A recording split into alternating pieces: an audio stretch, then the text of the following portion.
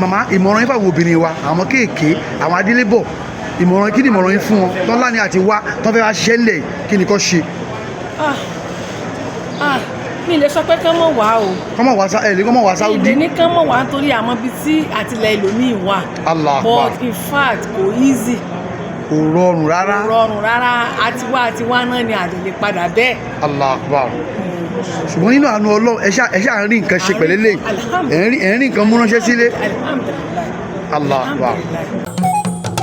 iṣẹ́ ìṣe ni òwe ẹni òwe yẹn gan ni àṣelà ṣé ẹ̀ náà rí ojú ọbẹ̀ bó ti ṣe gúnrégé tí wo nǹkan àmójẹun pérépéré dáadáa ní orílẹ̀-èdè Saudi lọ́hùn ni ìyá Olounjẹ yìí wà o ọmọ Nàìjíríà ni o Ìyá Ìbàdàn gan ni orúkọ ẹ̀ ń jẹ́ bẹ́ẹ̀ la gbọ́ pé kò pé méjì ní gbogbo Mecca láàrin àwọn ọmọ Yorùbá tí wọ́n máa ń ta oúnjẹ ilẹ̀ Yorùbá fún àwọn alálàájì àti pé bí ẹni wà nílé ni o tí wọ́n máa ń jẹ oúnjẹ Ìyá Ìbàdàn tẹlifíṣàn rẹ fún àwọn Yorùbá kó bá Ìyá Ìbàdàn sọ̀rọ̀ bẹ́ẹ̀ ni wọ́n gbé wà débẹ̀ dáadáa bí wọ́n ṣe dé Saudi ohun tí ojú ń rí àti bó ṣe rọrùn sí láti máa ṣe káràkátà nígboro Mecca báwo ló ṣe lọ o ẹ máa bá wa ká lọ. ṣáàkì mọ̀mọ́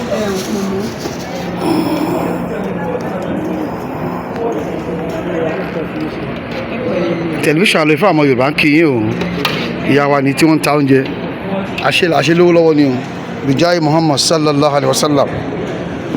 orúkọ ilé ẹ̀kọ́ mà. Ìyá Ìbàdàn Olounjẹ worldwide. níbo lẹ wà gan ní Saudi ẹ ti wà nílẹ̀ ọtọ́dún mélòó mà. ọdún mẹ́fà. bẹ́ẹ̀ gbogbo yìí a rí gbogbo nǹkan tá à ń jẹ́ Nàìjíríà náà rí mi a rí ṣàkì a rí pọ̀nmọ́ a rí ẹ̀dọ̀ a rí gbogbo ẹ̀ bó lè ṣe ń sọ̀ọ̀sì àwọn ẹ̀ṣọ́ bá ń kó alátọ̀ nàbí ilẹ̀ iná lè ti ń rà. ilẹ̀ náà láti ń rà. bẹ́ẹ̀ láti ṣe owó báyìí ní Saudi bó ló ṣe rọrùn sí. kò bá rọrùn púpọ̀ tó pé àwọn Saudi fi wálẹ̀ ni. Allah akbar. bọ̀ tó à ń mẹ́kẹ̀ náà torí tí ò bá sí àwa ni àwọn Nàìjíríà wa tán bá wà wọn lórí ọjọ́. so ọmọ Nàìjíríà tó bá wá sílẹ̀ yìí tó bá fẹ́ jẹ oúnjẹ tó fẹ́ jẹ oúnjẹ ilé tó fẹ́ jẹ oúnjẹ Ìbàdàn bó ló ṣe débi. a fi káàdì ó tì.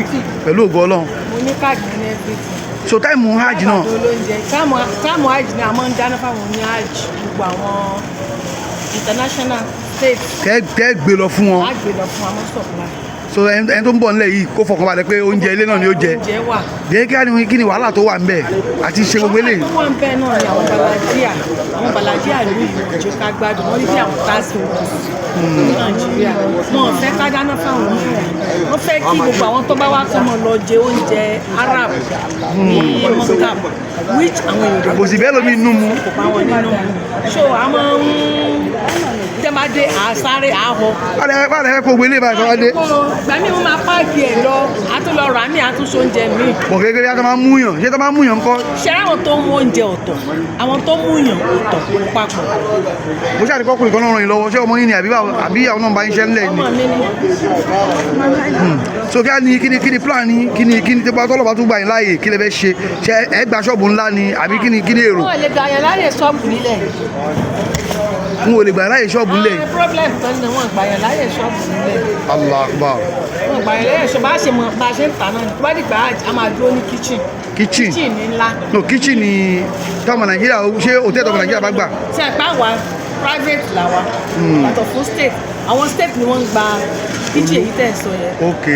àwa private ni wọ́n á máa gba kitchen tiwa ni wọ́n máa ibẹ̀ láti dáná láti supply oúnjẹ bẹ́yẹn táàtì lẹ́ bá kó wa oúnjẹ táàtì láàárọ̀ oúnjẹ táàtì lọ́sàn oúnjẹ táàtì lálẹ́ tó bá ṣe pé nù Ramadan ni a máa fún wọn ní oúnjẹ sínú àti ìṣòro rẹ̀.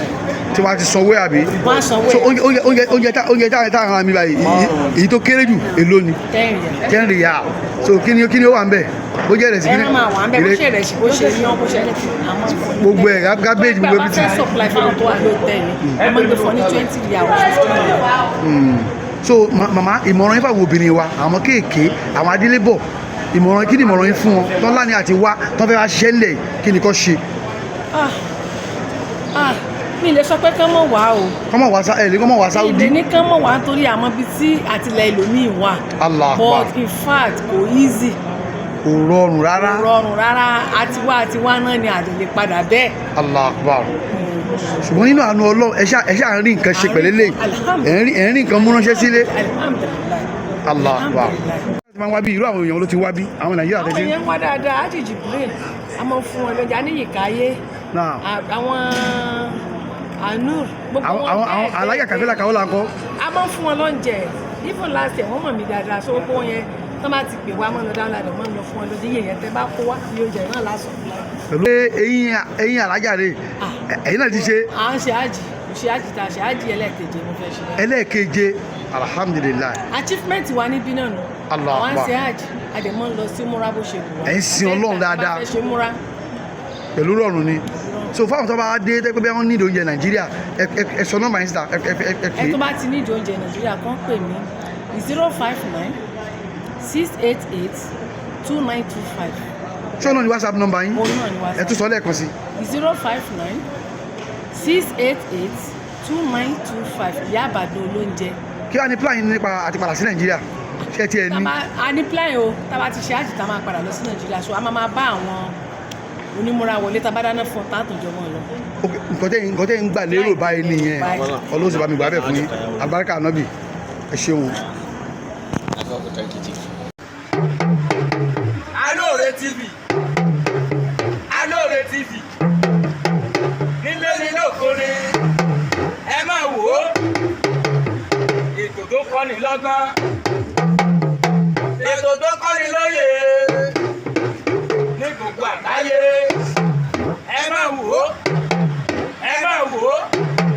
Alore Alore ẹ máa wò ó ẹ máa wò ó ẹ máa wò ó.